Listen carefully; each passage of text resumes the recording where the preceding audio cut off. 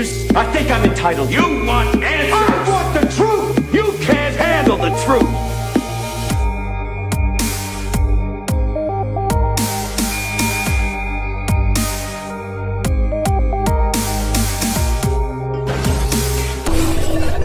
Order in the court!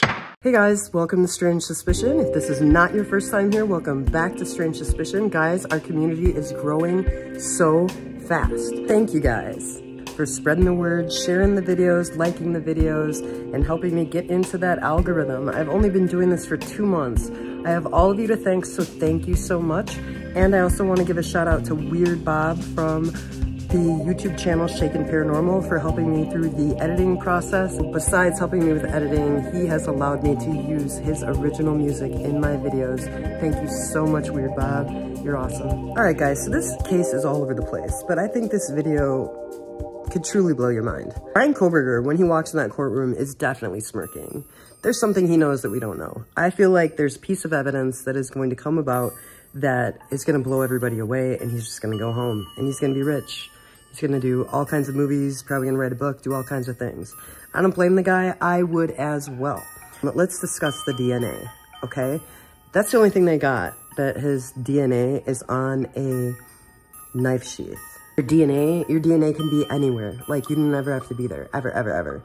And the distance between Pullman, Washington, and Moscow, Idaho is about 9.3 miles or something like that. So these kids, they party together, you know, like they come from Washington to party in Idaho. They come from Idaho to party in Washington. I believe the house of the Idaho 4 murders are heavily into drugs. Like, obviously they're college kids, they're into drugs. But it seems to me that this house is where people got their drugs from. And I'm not trying to disrespect Xana, Ethan, Maddie, or Kaylee, but I mean, it's pretty obvious. So let's consider what we know, that 2 of them were at the grub truck, 2 of them were at the Sigma Chi party, and then the other 2, I'm not sure where they went, but they were all home at the same time. So they all arrived at the same time. They were all gone for a while. That keypad is well known. We've already established that. I've showed in the other videos that they're not even home and people are partying in their house. So for all we know, maybe there was partying in their house and somebody was still there. But how would Bryan's DNA be found on the knife sheath? Well, let's consider what we do know about Bryan Kohberger, okay? He's a PhD student, but what does he do besides that? Bryan Kohberger is a professor's assistant. Bryan Kohberger, from the research I've done, all the people were saying that he was grading really easy. So, doesn't that mean that Bryan Kohberger's DNA is on every single paper he's ever graded?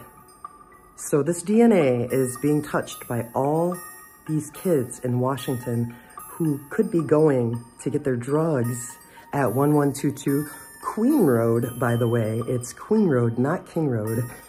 So these kids are shuffling Bryan's DNA at all times. The DNA, absolutely irrelevant in this case. It's the only thing they have, and it's absolutely coincidental, guys. I mean, now why, oh why, would they clear a tutor who actually has a link to one of the victims? Maybe because they're in the same frat? Maybe because he's always over there? He's there no matter what? In plain sight? Talking about murder fantasies with his friend.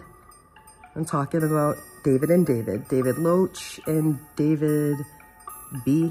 David Loach, Sigma Chi. David B, Sigma Chi. Ethan, Sigma Chi. All present at that party where Ethan made a comment about David Loach taking steroids and him having shriveled balls or something like that. Humiliated him in front of the frat. I mean, humiliate someone on steroids. Pretty brave. It's like they're in a rage, like a blind rage when they get that roid rage. It can't be stopped. How mad was he?